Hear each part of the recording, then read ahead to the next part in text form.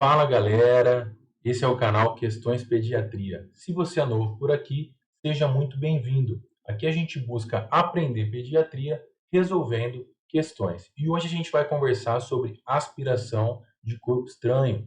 Vamos resolver junto duas questões de provas de residência e conversar um pouco sobre epidemiologia, manifestações clínicas, diagnóstico e tratamento da aspiração de corpo estranho, beleza? Fica comigo até o final que eu tenho certeza que esse vídeo vai agregar bastante conhecimento para você.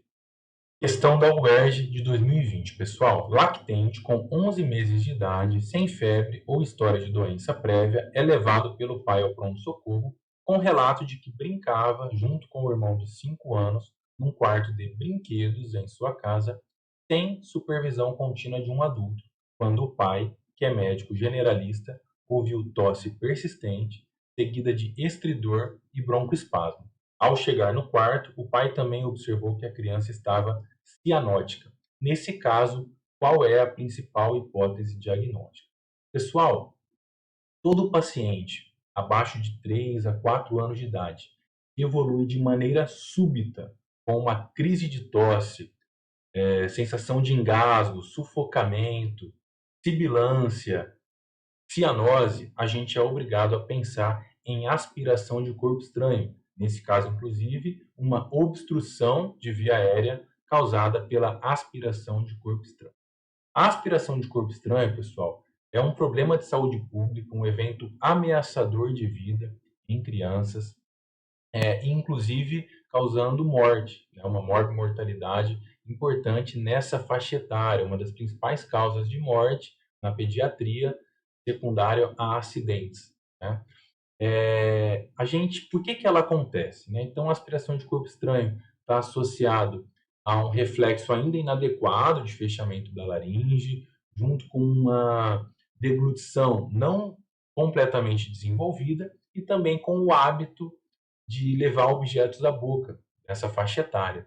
Então, a faixa etária mais acometida são pacientes abaixo de 3 a 4 anos de idade, principalmente abaixo de 1 ano de idade. A causa mais comum é a aspiração de alguns alimentos, como feijão, milho, pipoca, semente de frutas, mas também pode ser causada por brinquedos, né? Brinquedos pequenos, objetos pequenos, brincos, entre outras causas. As manifestações clínicas dependem do tipo, do tamanho e da localização do corpo estranho na árvore traqueobrônquica.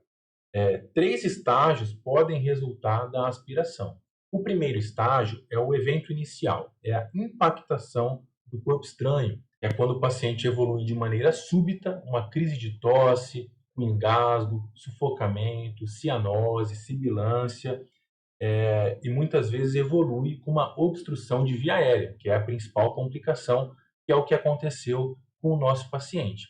Alguns pacientes, depois desse evento inicial, o corpo estranho ele estaciona ali no local da via aérea e ele evolui com a segunda fase, que é um intervalo assintomático. Fica um tempo sem sintomas, com o corpo estranho alojado ali num local não crucial.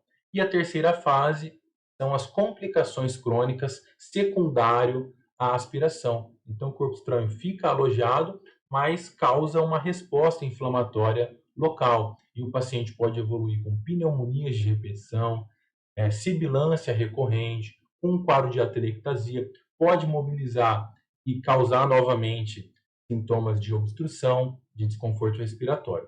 Então, o nosso paciente aqui, ele está na primeira fase, ele acabou de aspirar o corpo estranho, enquanto brincava com o irmão, e evoluiu com uma obstrução.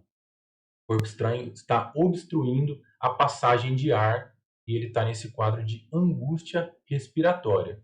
Inclusive, se o tratamento não for realizado imediatamente e essa via aérea não ser desobstruída, ele tem grande chance de evoluir com uma parada cardiorrespiratória secundária à hipóxia. Então, vamos para as alternativas, pessoal. Letra A, envenenamento.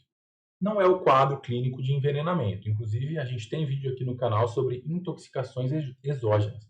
A gente vê aqui manifestações exclusivamente da nossa via respiratória, manifestações de acometimento de via aérea, né, intoxicações exógenas, envenenamento, a gente veria manifestações sistêmicas, manifestações neurológicas, hemodinâmicas, pulmonares.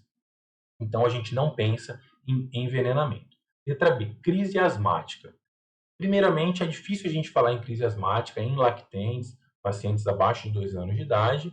E, além disso, a crise de asma, ela não acontece de maneira súbita, né? Essa piora. O paciente não está bem e daqui a pouco ele está cianótico, numa insuficiência respiratória franca.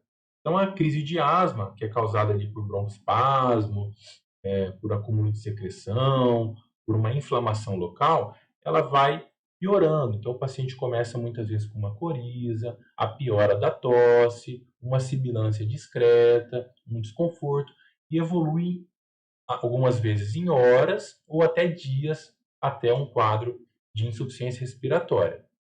Letra D, laringotraqueobronquite bacteriana. Então, aqui a gente está falando de um quadro infeccioso de acometimento da nossa via aérea intermediária, que também pode causar estridor, rouquidão, mas que também evolui de maneira um pouco mais gradual e muitas vezes com pródromos infecciosos, uma febre, começa uma coriza, uma tosse. Essa tosse vai evoluindo, a gente lembra da tosse ladrante, e o paciente vai evoluindo, às vezes com retração difusa. Então, é um quadro aqui clássico de aspiração de corpo estranho, melhor, uma obstrução de via aérea causada por aspiração de corpo estranho.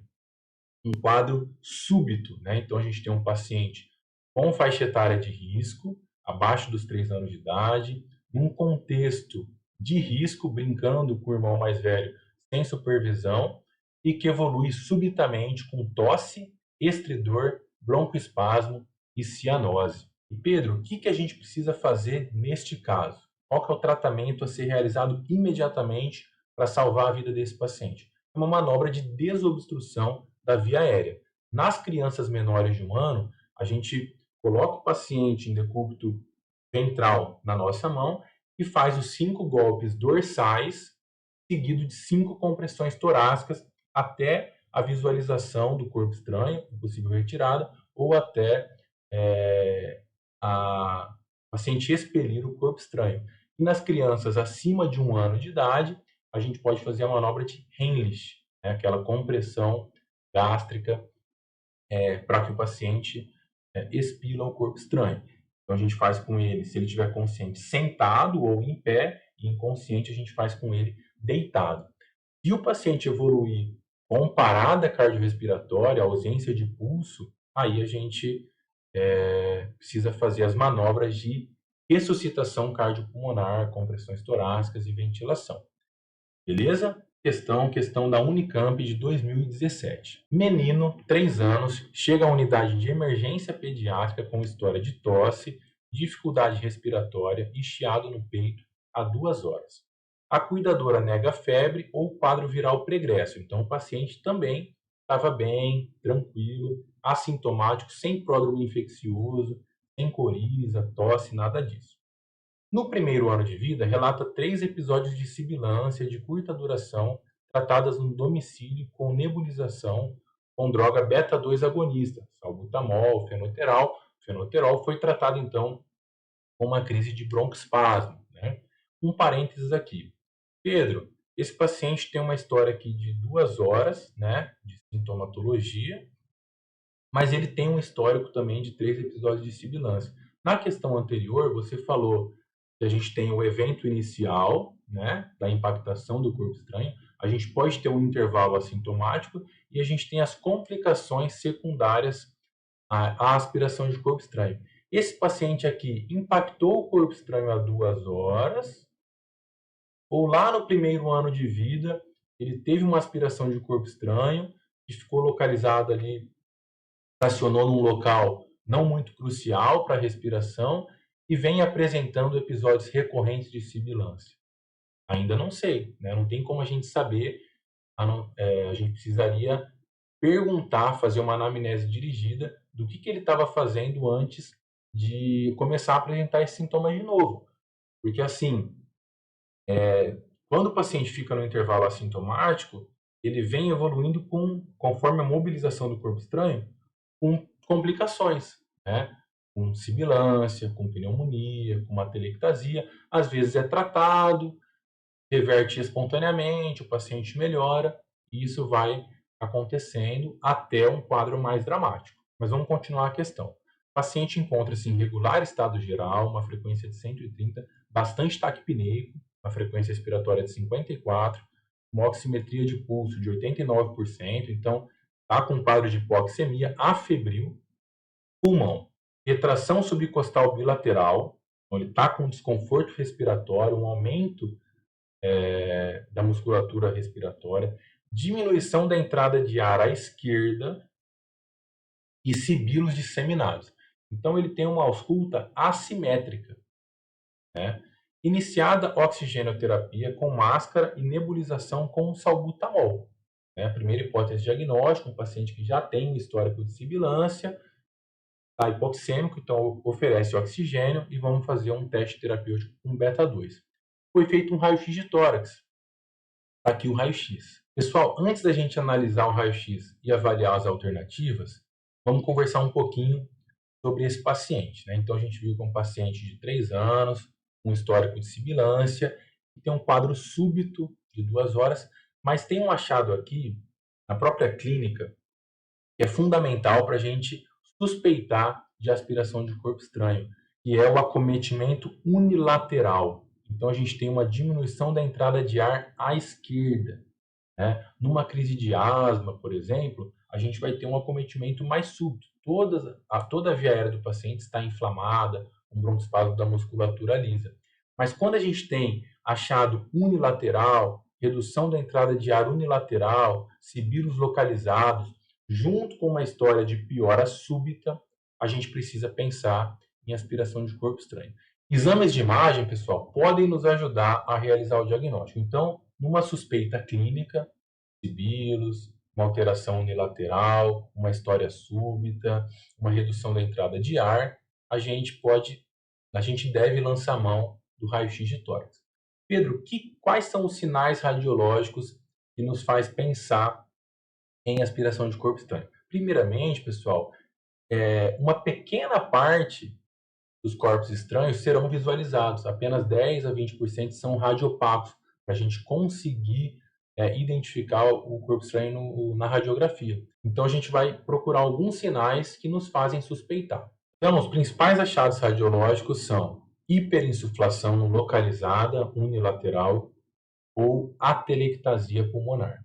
Quando o corpo estranho é impactado na expiração, então o ar entra, mas não consegue sair, a gente tem esse achado de hiperinsuflação, tá? Um pulmão hipertransparente, o pulmão preto, inclusive desviando o mediastino para o lado contralateral. Então aqui a gente tem uma hiperinsuflação do lado esquerdo. O ar entrou e não consegue sair. Quando o corpo estranho é impactado na inspiração, a gente tem uma atelectasia do lado acometido.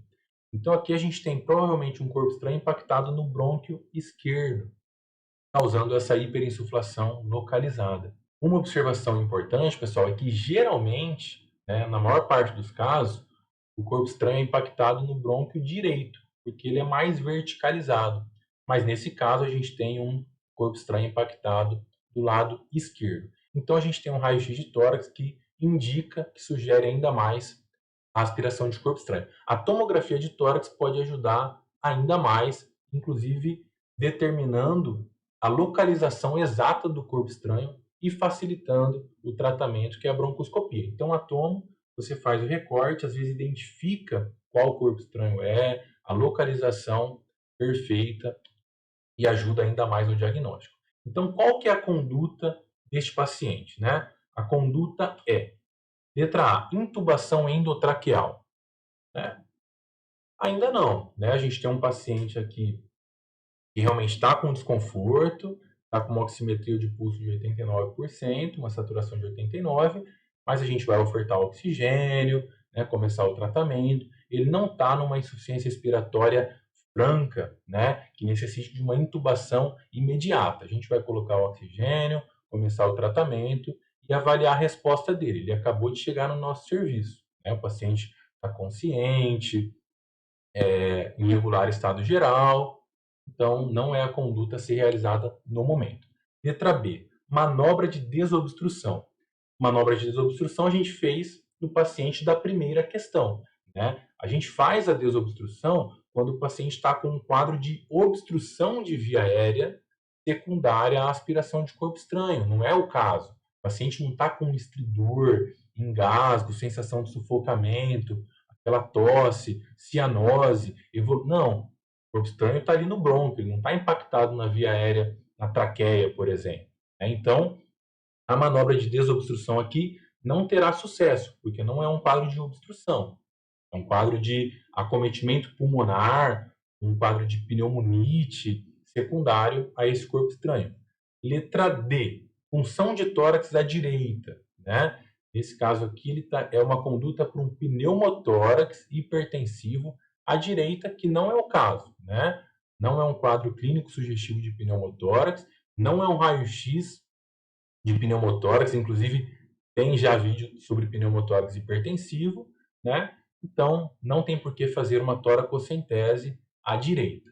Letra C, solicitar broncoscopia. Então, pessoal, o tratamento da aspiração de corpo estranho, um corpo estranho que está ali num brônquio, num bronquíolo, é a realização de broncoscopia, tá bom? Então, o paciente vai ser internado, ofertado oxigenoterapia, e é preciso o contato com um pneumologista ou um cirurgião torácico para a realização de broncoscopia. Se não há broncoscopia no hospital que esse paciente está sendo atendido, ele precisa ser transferido. Então, o procedimento com broncoscópio vai permitir a identificação do corpo estranho e a retirada do corpo estranho, beleza? Bom, turma, duas questões sobre aspiração de corpo estranho, que eu acho que engloba aí várias manifestações decorrentes, né? A primeira falando de um quadro de obstrução, um quadro mais dramático, necessitando de um atendimento de emergência, e a segunda, um quadro de uma evolução um pouco mais crônica, com outro tipo de abordagem diagnóstica e terapêutica. Eu espero que tenha feito sentido para você. Se você ficou com alguma dúvida, deixa aqui nos comentários. E se esse vídeo fez sentido para você, curta, se inscreva no canal e compartilhe para que o canal possa continuar crescendo, beleza? Valeu, galera. Um abraço forte, obrigado pela companhia e até a próxima. Valeu!